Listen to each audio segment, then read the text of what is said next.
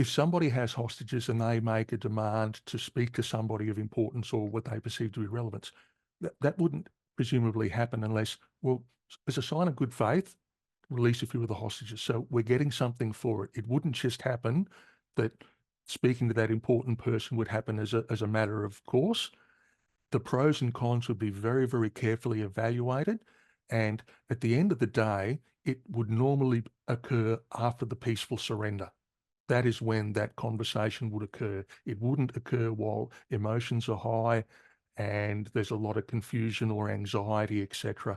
And as was mentioned from that example, you know, you've got to give they've got to give something in order to get something generally. It's a two-way street. It's a negotiation. It's definitely two-way. So again, there's no definitely right or wrong answer, but if the hostages are released and the subject person surrenders, by all means, give them what's been agreed to if the other party is willing. Because again, if they become a repeat customer a day or a week, a month or a year later, there's no confidence in the process if they have been misled or lied to. So honesty is probably, I can't overstress how important that is.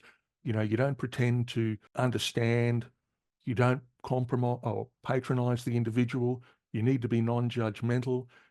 Accepting that different isn't necessarily wrong.